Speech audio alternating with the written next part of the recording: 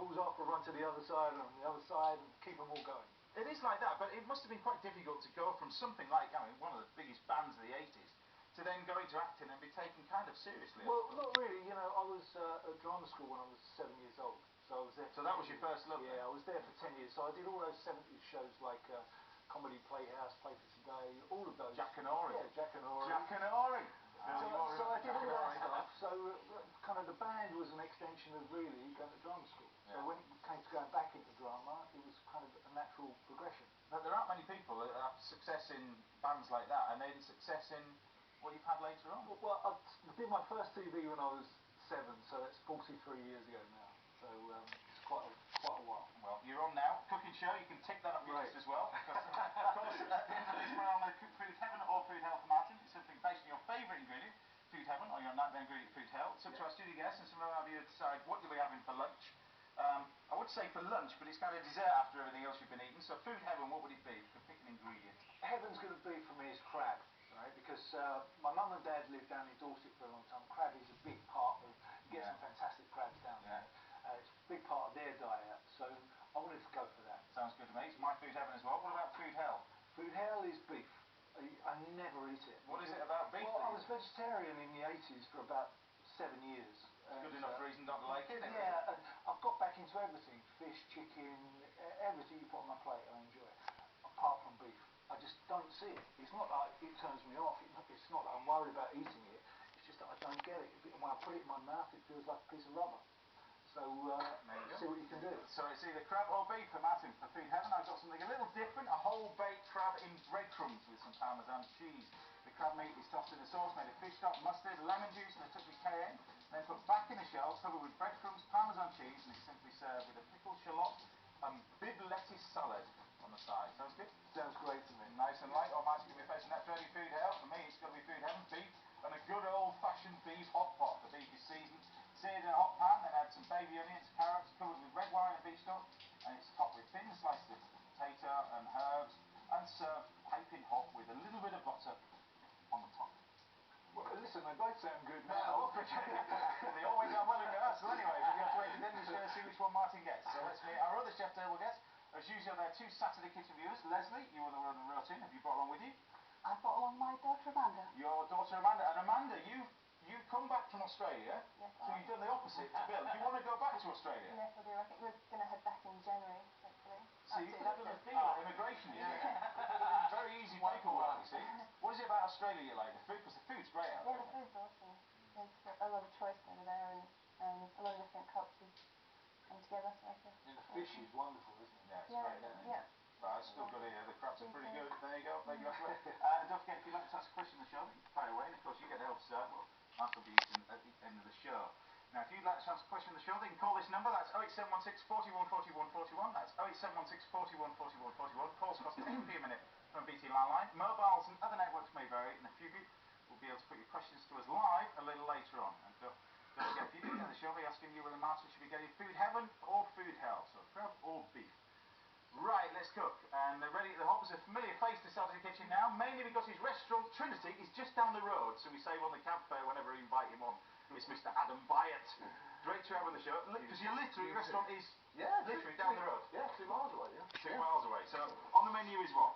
So they're going to cook a lemon sole dish. Yeah. Little one-pot wonder. Cooked in a little cruiser there, and we've got some mussels, leeks, samphire, and a bit of creme fraiche to finish it. We're going to make an old-school fish stock as well. So, which I never ever sort of do. So I'm going to fillet this. Is a lovely lemon sole. Yeah. Bite on the bone so I can make the stock. I'm just going to take the fillets off quickly. Because obviously Dover sole being the most expensive one, it's in there in shape, isn't it, really? I think Dover sole's a bit prohibitive for me on the price. A beautiful fish. I mean, it's one of the best fish there is, but a bit prohibitive. And I love lemon sole. I think. But it's probably got to be 4 times the price of one of these, though. Yeah.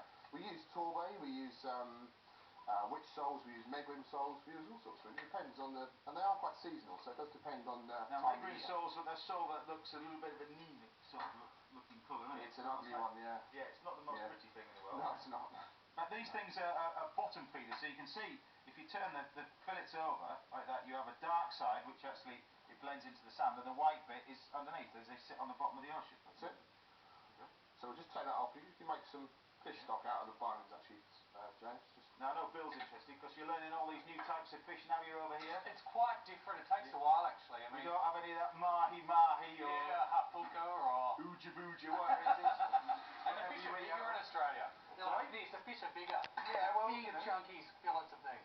Size is not that important, though, you know what I mean? I don't know. So these, just skinning these sole, James, just gonna get the knife under the flesh and just move the fish rather than the knife. Right. And So 4 fillets on a flat fish. You could of course get your fishmonger. Yes. Now in here you've got the wine, you've got the water. That's right. White wine, some water, white vegetables, so onion, celery, leeks, bay leaf, peppercorns in there. Reminded me, a little bit of leek you want in there as well. A bit of leek in there, please, mate. Yeah. So and the reason for white veg is to keep the colour. Yeah, you can put carrots in there. They won't cook in time because obviously you want to cook a fish stock just for 20 minutes. So otherwise it gets a bit overcooked. There's nothing left to cook after that. And these you want them nice and thin, or? Yeah, please, on the angle, nice and thin. This is a cracking dish to make at home. And I wanted to do a dish. My mum said to me, she said, make sure it's a dish I can do at home. Don't be doing any of that chefy stuff. None of that chefy stuff. None of that jus stuff. Just give me gravy. Yeah, that's it. She don't talk like that. Yeah, so we roll these up like that. That's just about making sure we've got some density to the fish. Yeah, sink them back there, So you've got the little fillets there. You've got your... That's it. Then we're going to build this thing here. So I made this hot, but you don't have to make it hot before. You know, a little pot. I like things like this, a little sort of casserole like this. Samphire. How's it looking so far? It looks great. Yeah. Samphire? Have you ever used samphire? I don't use it, no. Yeah, it often comes pickled, doesn't it, samphire?